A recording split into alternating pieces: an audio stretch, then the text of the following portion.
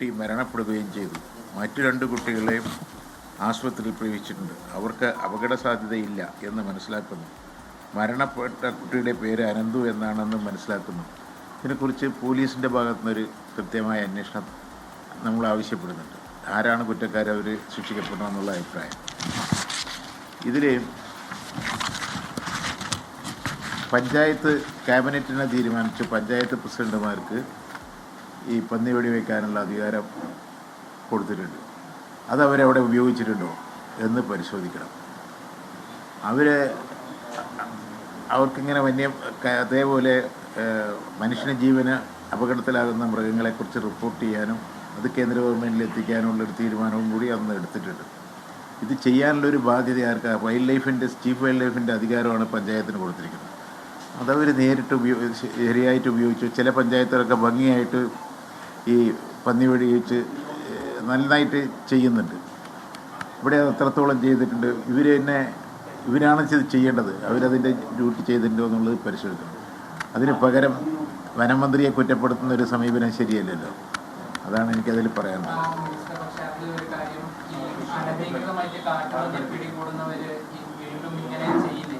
ഇല്ലില്ല, അനധികൃതമല്ല. പന്നിയുടെ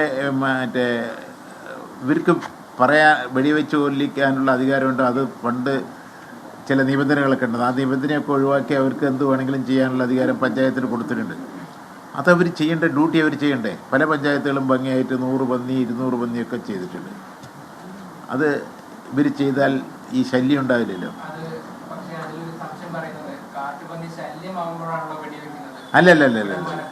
അല്ല, ഈ വനത്തിൻ്റെ അതിർത്തിയിൽ നിന്ന് വെളിയിൽ വരുമ്പോൾ അത് ചെയ്യാനുള്ള അധികാരവും പഞ്ചായത്തിനുണ്ട്. പഞ്ചായത്താണ് തീരുമാനിക്കുന്നത് കാട്ടുപന്നി ശല്യമുണ്ടോ ഇല്ലയോ എന്നുള്ളത്.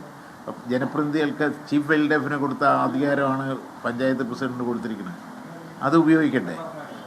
ആ വീഴ്ചകൾ നിങ്ങൾ ആരും പറയുന്നില്ലല്ലോ. അത് അവിടെ അത് വീഴ്ച വന്ന പഞ്ചായത്ത് വൈസ് പ്രസിഡന്റിൻ്റെയൊക്കെ നേതൃത്വത്തിലല്ലേ അത് കൊടുത്ത് അതിനു വേണ്ടി ഒരു ടീമിനെ ഉണ്ടാക്കണ്ടേ? ഇവിടെയൊക്കെ അങ്ങനെയാണ് ചെയ്തിരിക്കുന്നത്.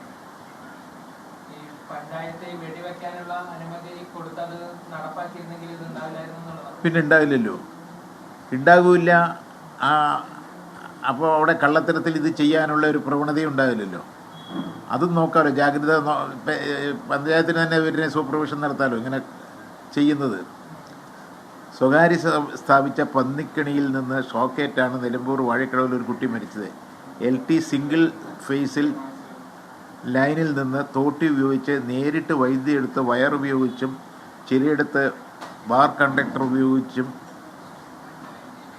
ലൈൻ വലിച്ചിരിക്കുകയായിരുന്നു. തോട്ടിലൂടെ വലിച്ച വയറിൽ നിന്നും മീൻ പിടിക്കുന്ന കുട്ടികൾക്കാണ് അപകടം സംഭവിച്ചത്. വെള്ളക്കെട്ട് കൂട്ടിക്കുന്ന അംഗനവാടിക്ക് സമീപം VF-നോട് ചേർന്നൊഴുകുന്ന തോട്ടിലേക്ക് KSB ലൈനിൽ നിന്നും തോട്ടിലേക്ക് കമ്പി വലിച്ച മൃഗങ്ങളെ പിടിക്കാനുള്ള കെണിയിൽ നിന്നും ഷോക്കേറ്റാണ് അനന്തു എന്ന കുട്ടി മരിക്കുകയും 2 പേർക്ക് പരിക്കേൽക്കുകയും ചെയ്തു. അബ്ബാസ് എന്ന വ്യക്തിയുടെ സ്വകാര്യ സ്ഥലത്തിൻ്റെ അടുത്ത് ഫോറസ്റ്റിലാണ് അപകടമുണ്ടായിരിക്കുന്നത്. KSBയുടെ വൈദ്യുതിയിൽ നിന്ന് അനധികൃതമായി ലൈൻ വലിക്കുകയായിരുന്നു. ഇത്തരം നിയമലംഘനങ്ങൾക്കെതിരെ KSB നിരന്തരം ബോധവൽക്കരണം നടത്താറുള്ളത്. അതിന് നിയമപരമായ എന്ത് നടപടിയെടുക്കാം?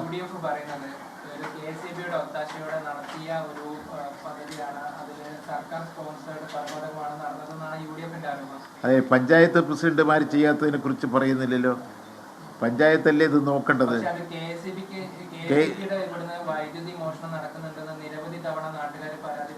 അതുണ്ടെങ്കിൽ അന്വേഷിക്കുക. അതുണ്ടെങ്കിൽ തീർച്ചയായിട്ടും എവിടെ പരാതി നൽകി? അങ്ങനെയല്ല. അതെ, അതിൽ പഞ്ചായത്തുകാർക്ക് അവിടെ ഒരു പഞ്ചായത്ത് പ്രസിഡന്റും അങ്ങനെ ഒരു പരാതി പറഞ്ഞതായി ഞങ്ങളുടെ ശ്രദ്ധയിൽ വന്നിട്ടില്ല.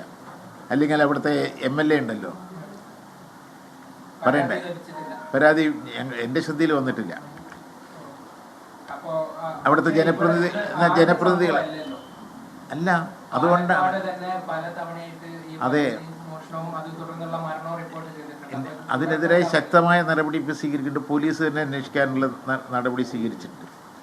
കാർഷിക വിള സംരക്ഷണത്തിനായി ഇലക്ട്രിക്കൽ ഇൻസ്പെക്ടറേറ്റിൽ അപേക്ഷ നൽകി അവരുടെ അനുമതിയോടുകൂടി വൈദ്യുതി വേലി മാത്രമേ ഉപയോഗിക്കാൻ പാടുള്ളൂ.